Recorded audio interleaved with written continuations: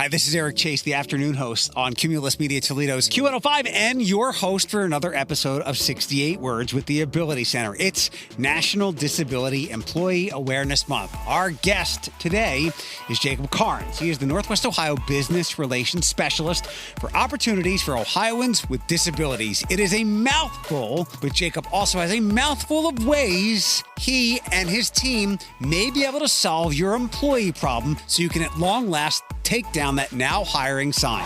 I think sometimes there are some unconscious attitudes or biases that can lead to not quite, understanding on the surface how someone who could do the job can make that happen. There are some studies that demonstrate that retention rates for employees with disabilities are either close to or greater than the retention rates for employees without disabilities. People, places, and spaces doing disability differently, sharing first-hand experience in our podcast. Inspired by the 68 words that sparked the disability rights movement, learn where it started and what's next. Hi, my name is Stuart James, and I'm the Executive Director here at the Ability Center, and welcome to 68 Words. Jacob Karnes, welcome to 68 Words. Thank you for taking the time to be here. Thank you for having me. Let me take several minutes and go over your position and where you're from. Your business cards have to be the size of the checks that people win lotteries with, right?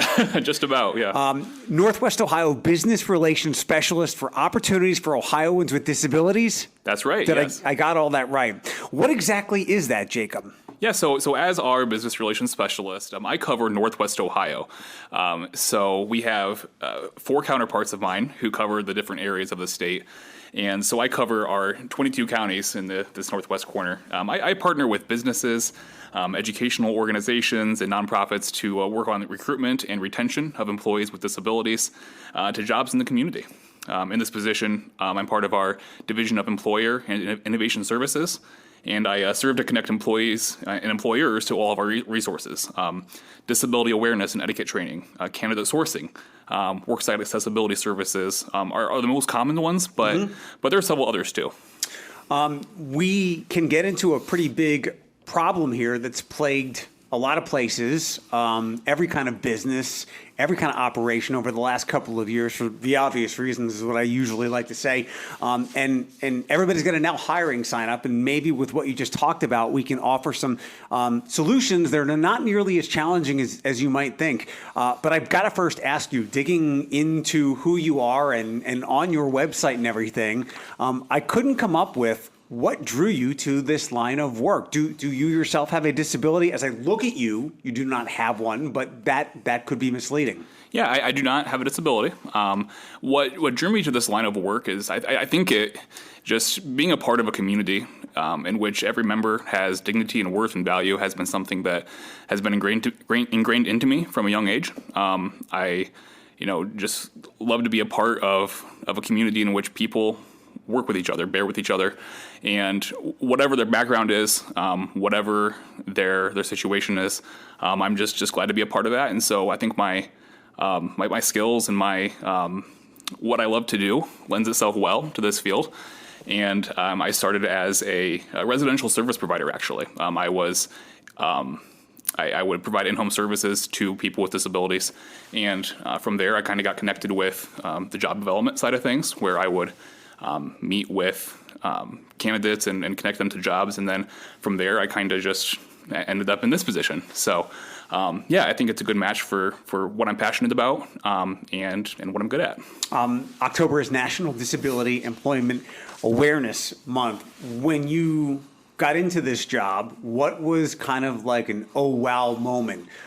Something that reshaped your mindset when it comes to people or places with disabilities. Something that you seem like quite a compassionate and sympathetic person. I could be totally wrong. You could be an evil devil out there, but I don't think so. What's something that maybe generally you thought, but once you really dug into what you do and were helping people with disabilities, you had that oh wow or that aha moment? Yeah, so one statistic that struck me is that roughly 1 in 4 Americans has a disability. Yeah. And I was listening to a previous version of this podcast, and I heard you talking about invisible disabilities. And that's probably one of the bigger things, is that of that subset of Americans with disabilities, so many of those disabilities are not immediately apparent. They're invisible. And the back to that 1 in 4 number, because of that number is so high, that makes people with disabilities the largest minority group in the country. And it's also the only group that we could join at any time in our lives. Yeah. And so I think just the scale of it is something that struck me, is that's something that's encountered by people in our communities all over the place. If you, I don't know which podcast I had said it on, and I hate to say it because it can sound so empty and trite, but you illustrated it with the numbers that are very accurate. Everybody's got something in a lot of ways, especially over the last couple of years. I'm sure you have had friends, family members, people you've tried to help who were completely fine a couple of years ago and had a real hard time dealing with the anxiety and the stressors of COVID. We don't often spend a whole lot of time or dive right into the invisible disabilities or mental health, which can be an impairment that I can certainly speak to. But I saw, as we record this now, the webinar will be live by the time this releases. On September 29th, there was on your website, a mental health disabilities webinar. You guys have like a trove of ways to help employers. But before we get to some of the other things, tell me about that and your approach and guidance to employers who deal with employees who may have mental health issues.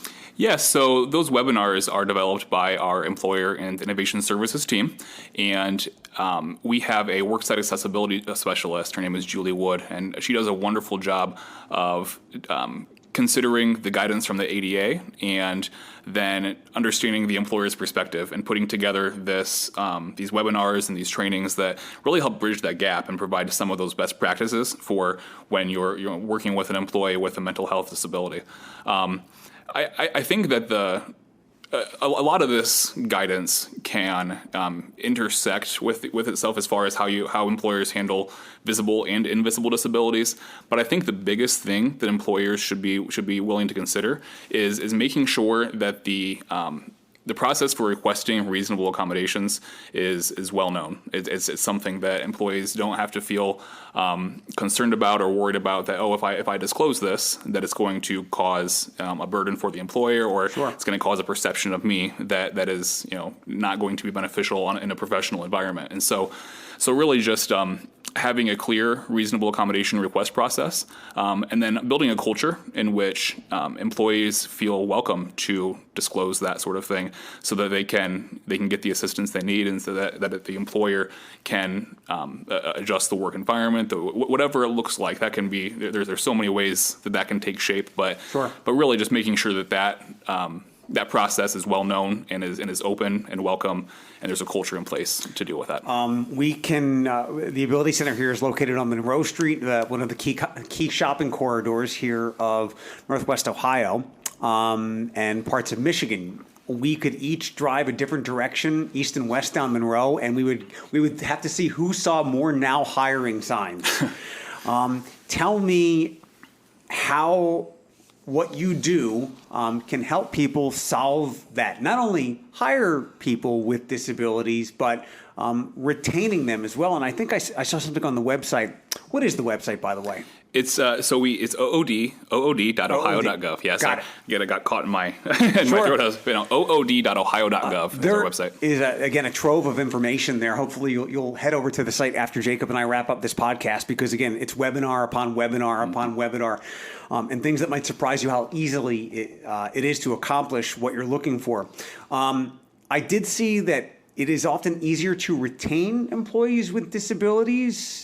Yes. So there are some studies that demonstrate that retention rates for employees with disabilities are either close to or greater than the retention rates for employees without disabilities. And any idea why that might be? Well, it can take a lot of different shapes, and there's a lot of different reasons for that. But one thing that I think that there is, in general, a ton of support in place, and it's just one of those things where if that support is in place for the person with a disability, a job coach, a job developer, vocational rehabilitation counselors, there's a whole team that says, hey, we want to be with you and provide the support that's necessary to make sure that this job placement works out. Maybe simply if you have been hired as someone with a disability in the past, perhaps it was very open-minded, but just a decent human being who hired you, and why the heck would you want to leave that? How can you and those with disabilities help fill that void of a lack of employees right now? It really is much easier than employers would think to bring somebody with a disability on board. I'm sure it could be quite frightful, but it shouldn't be. Yeah, absolutely. So our agency serves a wide variety of people with disabilities in Lucas County and the surrounding areas who are, we call it job ready. And I don't think that's a misnomer. That's an accurate phrase. So the people that we serve with our vocational rehabilitation counselors and job developers, we work with these candidates on job seeking skills training and on just job readiness to just ensure that the skills are there, that the readiness to work, understanding what it means to work is in place as they prepare to look for a job. And then what I do in my role is I work with our talent sourcing coordinators internally and job developers to say, okay, we have these candidates with these job goals. This is what they're looking for, the hours of work, and then we look at our employer partners and we say, okay, what's the match there? So this employer is hiring all these candidates. How can we bring these candidates in, to make that connection happen? And so whether that's supporting an application through their typical online process, or whether that's some customized thing where I'll email the employer, whatever that looks like for the employer, I want to bridge that gap and connect that person who's ready to work with that job that's needs to be done. As I had mentioned as we were chatting off the air, I applaud TPS. Although trying times call for desperate measures, there's been a lack of substitute teachers across all districts, and some of the schools have reduced the qualifications. Like if you're a living, breathing, somewhat responsible adult, you can sub for a day. But we're in that position, and many places are like that, where they've had to reduce hours or can't be open on certain days, or they're unable to open on a day where they'd like to be open because of lack of employees. Employers really need to stretch their imagination when it comes to who they should hire, and they shouldn't, I don't want to say discriminate against, but don't look at someone perhaps who is in a wheelchair some of the time, or perhaps vision impaired, as someone who couldn't be a viable employee for them, right? Yeah, absolutely. I think sometimes there are some unconscious attitudes or biases that can lead to not quite understanding on the surface how someone who could do the job can make that happen. And so that's another big part of what we do. We have on our website. We had mentioned it's OOD.ohio.gov, but at the top portion of the banner of the website, it says information for employers. Click on that, and then one of the main things that's on our site is called the Inclusive Employer Toolkit, and that's on the left-hand side there. And that really talks through several different categories of information that employers can understand to help them address those unconscious approaches to hiring people with disabilities. But one of them, we have this PDF that kind of distills all of this in one place. So it really talks about understanding what are the essential functions of the job, right? And regardless of whatever someone comes to you, if they're in a wheelchair, if they disclose other types of disabilities, whatever that looks like, understanding, can they do the essential functions of the job? That's really the question that it boils down to. And we want to help those employers and those individuals understand how to make that happen. And so whether that's a quick look at an accommodation or another approach at doing things, we really want to consider how we can work together to connect that person with the essential functions of the job. I don't mean to call anybody out, but I think it's about raising awareness into that preconceived notion, that bias. What is a common misperception or stereotype that an employer would have about someone with a disability? What's the most common one that you come across? And again, I don't mean to call anybody out, but it's just to the point of looking beyond it and letting you know that bias is there, and also that you've had that now hiring sign up for the last 18 months and you really need some bodies. Yeah, so I don't want to beat the drum too hard on invisible disabilities, but honestly, so we have this disability etiquette training that we put on, and one of the first slides on that training, it presents a slide of 7 individuals up against a wall, like a brick wall. Like a lineup. Right, it's a lineup, exactly, a police lineup, right? And the question is posed to the attendees of this training: how many of these people do you think has a disability? And so some of the people have an apparent disability. One is has a service dog, one has a white cane, one has a prosthetic, and so we pose the question then to the audience: So yeah, how many people, and so they might have some idea of what we're getting at with that, but ultimately the answer to that question is we don't know how many people have a disability just by looking, just by there's so many other factors that can play into that, and so employers understanding that just because someone doesn't come with an obvious disability does not mean that there isn't something at play there that can be worked on, can be addressed, and that people are qualified for the positions. That's what you're looking at, right? Can they do the job rather than whatever externals are apparent there at first glance? I think it's important to go back to just for a second, like what are the essential functions of the job, and perhaps not a bias, but just. If you're a business owner or employer, look, I get it. There's a lot of emails. It's a busy day. You're getting called after hours, and it's easy to overlook stuff. But perhaps you are overestimating some of what you need from that position that you were so desperately trying to hire for. And if you actually take a breath and look at those functions, as you mentioned, and one of the people in those lineup, everybody perhaps in that lineup could do that job very easily, and then you've got your body solved. Exactly. Yeah, it's absolutely correct as far as just stripping the job down to what is its function, rather than this is how we've always done something, or this is how we think it maybe should probably be done. Rather, it's essential functions and making that match based on that. In a cliche type way, yet again, that I always apologize for is it may be rocket science, but it's not rocket science. You're simply having someone greet someone, or they're working a register, or they're helping someone at a self-checkout, or whatever it might be. What else did I want to ask you? There's lots to go over. $50. That was the number I was looking for. Did I see something on, again, the very helpful website that $50 might be all it might cost someone to make their employee setting viable or accessible? Yeah. So one statistic that we've gathered is that, and I think you're referring to workplace accommodations and the costs associated.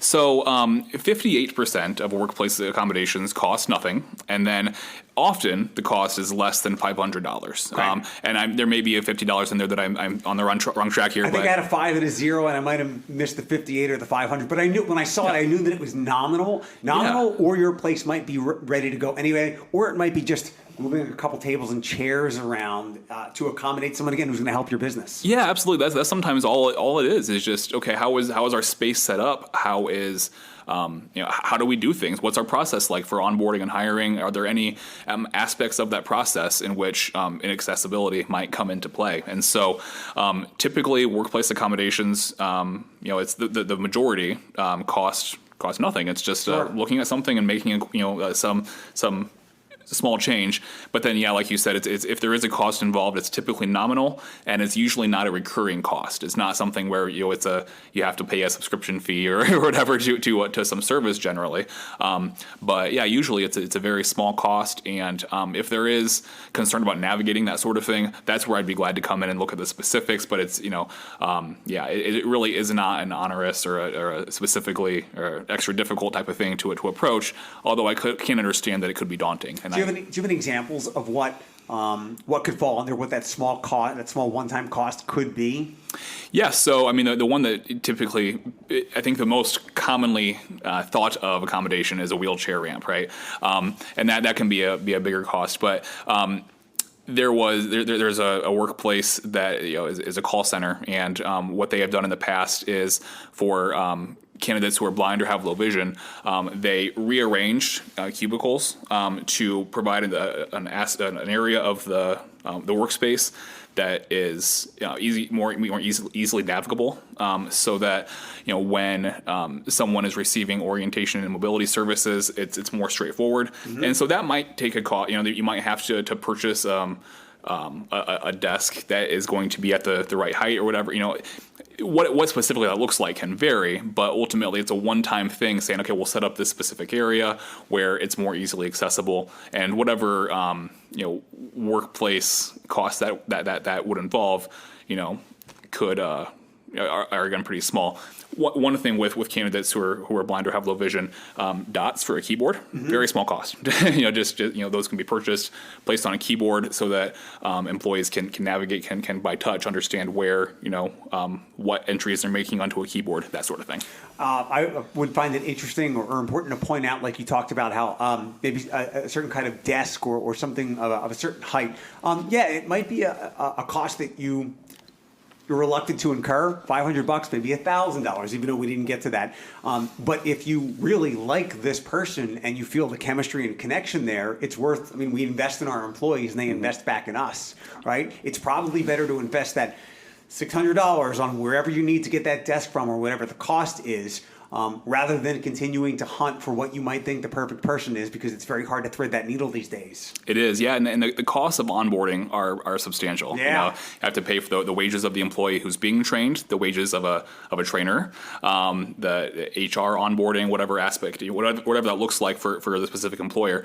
There are absolutely a lot of costs involved there, and when looking at the big picture of how much that can cost, the amount of costs that you're looking at for a small accommodation, if that's what it takes to save that money, so that you're not having to do that whole process again with another candidate, it's absolutely worth it. Yeah, if you have someone with a disability who perhaps has some experience that you're looking for, but you're going to have to spend $500 to make sure that they can effectively work, versus another person who there are some doubts about, but they do not have a disability, the preconceived bias would be, let me hire the person without the disability. Not all the time, but if you boil it down to numbers like that, it's worth investing in the employee, and especially if they're eager to work for you.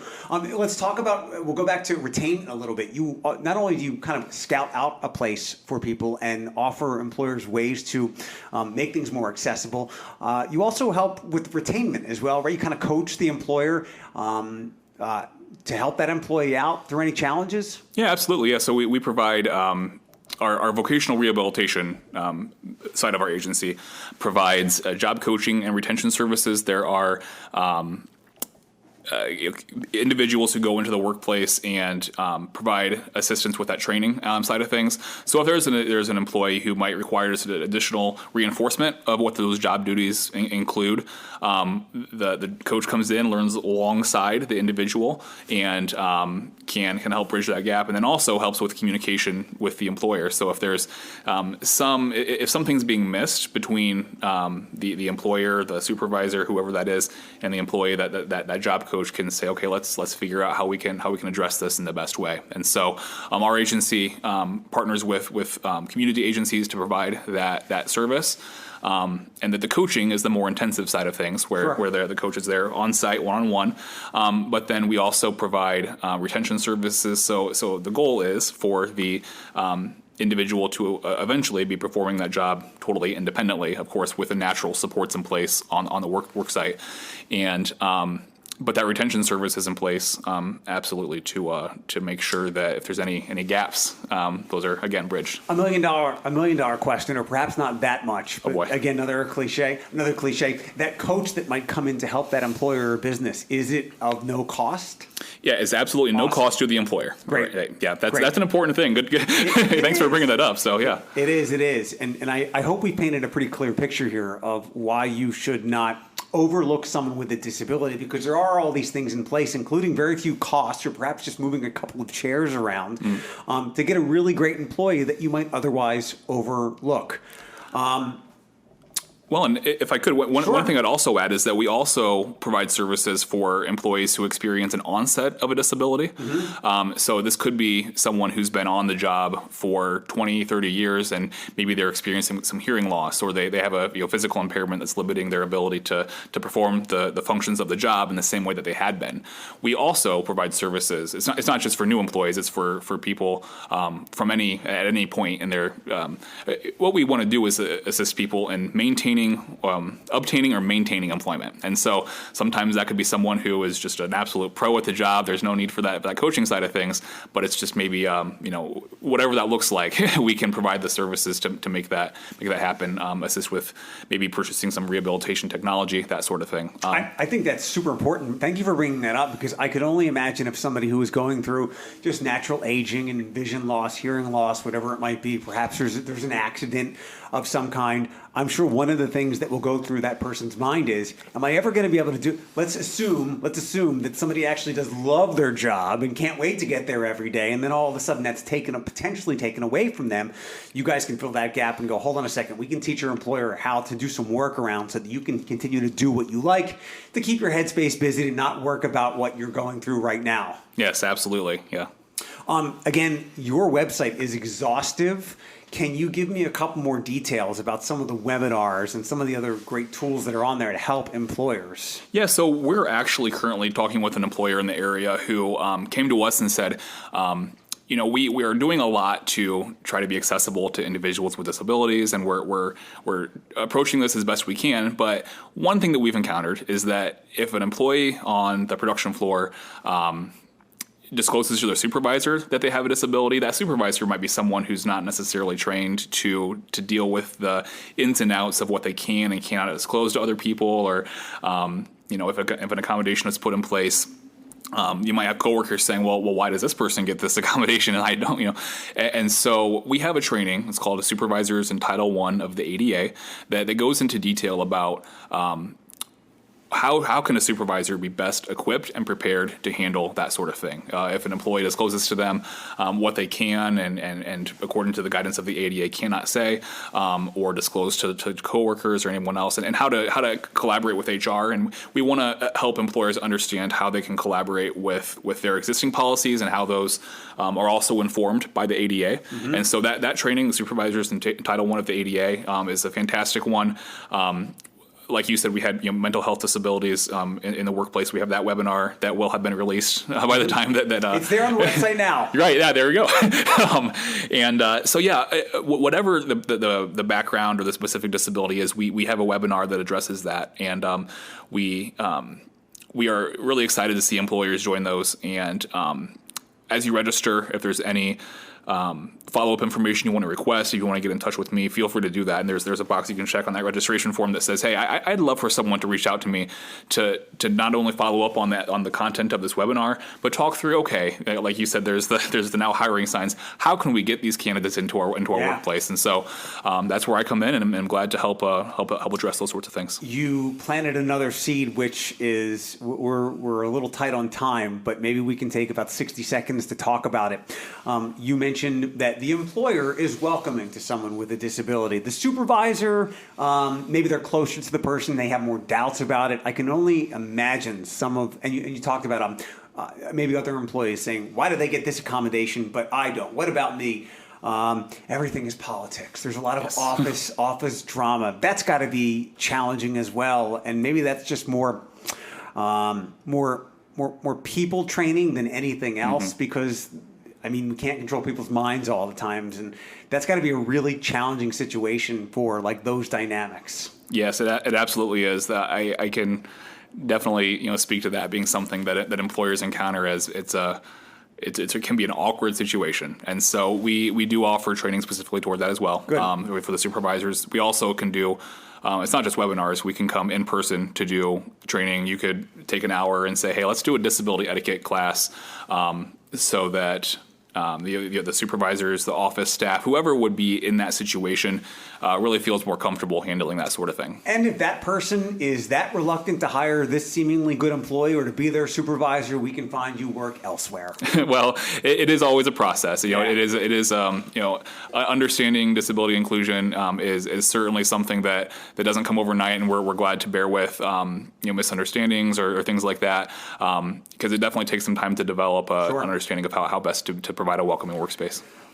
You came in with a long list of notes. Did we cover just about everything of importance? We covered a large chunk of it, yeah. Awesome. I do have one last question, and it might be might be very, very vague or not quite inappropriate, but gray area. Are there any fields for people with certain disabilities that really sync up really well, that whether the employer was reluctant or the potential employee was reluctant? Let's say someone is vision impaired, but there's a job that they're really, no pun intended, eyeing or interested in, but they believe that their disability could might not make them a fit. Is there a good pairing for people with certain disabilities with certain places of work? Or what might you say to someone like that in that position? No, go for that job. We can help you. Yeah, so typically our approach is to, again, kind of strip it away and look at the essential functions of the job. And rather than matching the disability to the job, we want to match the person to the job and the qualifications to the job rather than the disability. That being said, though, it does end up working out that some fields do end up working out better for someone with specific types of disabilities. And so, yeah, but again, I think the main importance is that main point of importance rather is that we look at the essential function and the skill set of the person and match it up from that perspective, rather than a categorization of disability to the job. I thought of another question. If you listen to any of the other podcasts, even I'm learning that my last question is never actually my last question, but I will make this my very last question, then we'll dive into some real fun stuff. And again, thank you for being here. We've talked so much about helping employers get employees and to pull down the now hiring signs. How much work do you do with people with disabilities to encourage them to get jobs where they unknowingly might be perfect fits? Yeah, so that's something where our vocational rehabilitation counselors and job developers will work very closely with the people that we serve to do a skills inventory, skills assessment, and take a step back and say, okay, I might have thought that this job area is what would be best for me, but really, maybe there's a shift in perspective that can be helpful. And so they do career exploration services to kind of go out and talk to employers about, hey, what is it really like to work in this field? And so, yeah, a lot of times there is some misunderstanding about what work can really mean. And so we absolutely work a ton with the candidates themselves to understand what it means to be pursuing work in a specific field and how they can be best prepared to approach that. Where on the website can people find that information? So our that portion of the website is at from oodworks.com. That's where people can apply, is oodworks.com. From the main webpage, ood.ohio.gov, there's a section called Individuals with Disabilities at the very top. Got it. Click on that, and there's tons of resources about how to connect with a vocational rehabilitation counselor, how to apply for services, and what to expect when you undergo that process. Excellent. Now on to the fun part. I may or may not ask you the rapid fire questions that Mallory put down, but I looked up Jacob Karnes. Yeah. I Googled that name. Uh-oh. You were not the first person to come up. Some dude that works at Chick-fil-A. Yeah, I've seen that. He comes up, and what else? The diehard Chick-fil-A, and I believe he also has his own podcast. Oh, does he? So from finding that Jacob Karnes, what is your favorite fast food restaurant? Favorite fast food restaurant? That's a loaded question. Probably Culver's. It's really growing on me. Okay. If that counts, yeah. You'll wait the line out? I do. I have patience for that quality of burger. I'm willing to deal with a little bit longer line if that's what I get at the end of it. What's your go-to grab at Culver's? Culver's, a butter burger of any type. Okay. I'm not too discerning when it comes to that. As long as there is, the hamburger and it tastes like it typically does, the different condiments, I'm willing to make some adjustments. I'm an enthusiastic person about whatever I can have, so I'm not too picky. I think that Jacob Karnes wanted to be a podcaster. Do you have a favorite podcast you listen to? You don't have to say this one. Oh, well, I mean, I've listened to this one more than any other, so I mean, I guess that has to be my default. I don't even know which ones would be my favorite. What do you spend most of your time listening to? I enjoy music, all sorts of different music, mostly alternative stuff, not from a hipster type of perspective, but just whatever music is out there. I do listen to different audiobooks. What's the last audiobook you listened to? Last audiobook? I listened to Jane Eyre, actually, again. Okay. Yeah, so going back to the classics. One more thing from other Jacob Karneses in the Karnes verse. I think there's another one. He's a football coach. Oh, okay. Do you have a sport of passion, something that makes you lose your mind because your team had too many penalties or whatever it might be? Well, I lost my mind playing slow pitch softball this summer. Okay. It was a lot of fun. I really enjoyed it, but I'm not nearly as good as I once was. Not that I was ever good, but right. I'm less good now. And so no, I enjoy slow pitch softball. I'm a Buckeyes fan, and so a couple weeks back when Ohio State and Toledo played, I had to split my allegiances there. But I'm definitely a pretty diehard Buckeyes fan. How confident are you that they will take a little revenge after a 1-year Michigan winning streak? Looking at recent history, I don't think there's any way that Michigan makes it 2 in a row. When's the last time, because it had been years, 15, 16 years since Michigan had last won. When's the last time they won 2 in a row? I don't know. I think they won in 2011 when there was the interim coach, when Fickle was the interim coach. It had to have been early 2000s. Yeah, it's been a while. But Tressel had a good track record. I don't know. I mean, it was... Who's your all-time favorite Ohio State player? Wow, favorite Ohio State player? That's a very good question. I really enjoyed watching Maurice Claret. As I was growing up and saw him play, that was just wonderful. But I'm glad that he got some retribution and got his life back on track. Yeah, absolutely. It's a great redemptive story. It was awesome to see that. Speaking of redemption and turning into an adult that can put good back out into the world, I will use one of Mallory's questions. You are in the workplace, and it's always... A meme can be nice on social media, but professional advice, I think more people should be more receptive of. What's the best piece of professional advice you've ever received that you maybe regurgitate and spit back out to others? Sure. So I think this is advice that can work from both a professional perspective and from a private perspective. But I would say it's to never underestimate the importance of community. Everyone around us, family, friends, and neighbors, is going through life as best that they can, and so are we. Everyone is living an equally three-dimensional life inside, from their perspective as what you are, and so there's going to be idiosyncrasies and frustrations as you deal with people, but ultimately the importance of bearing with people and building that sense of community is of utmost importance. I'm sure you had to tell yourself that a lot over the last 2.5 years, because so many of us, myself and maybe yourself at times, we've run a little light on patience and grace, and then we got to reset and go, hold on a second. Absolutely. Step back, take a deep breath, and just understand that somebody's internal life is just as vivid as yours is, and so bear with them and care for them in the best way that you can.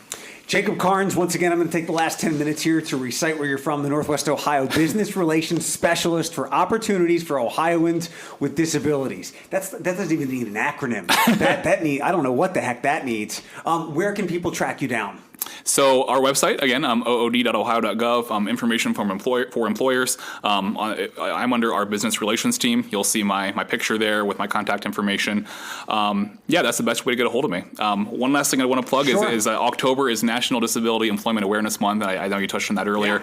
Yeah. And we have a lot of initiatives for that, but that's an initiative that has grown leaps and bounds due in large part to the work of advocates with disabilities, and it's absolutely important to take this time to recognize those efforts. And we have a hiring event, and we have job fairs going on during that month all across the state. But that doesn't ever mean that the importance of recognizing those efforts in that area becomes lessened or less of a priority throughout the rest of the year. Yeah. But we are absolutely glad to take this, take October to specifically recognize those efforts. Excellent. Thanks so much for the time. Absolutely. Thank you. This is Chief Armstrong of Toledo Fire and Rescue. 68 Words has been a production of the Ability Center, hosted by Cumulus Media's Eric Chase. Engineering provided by Will Mellon and executive produced by Mallory Crooks. If you, your group, organization, or business is interested in hosting a disability awareness experience or have other inquiries, please contact info@abilitycenter.org. Until next time, think differently.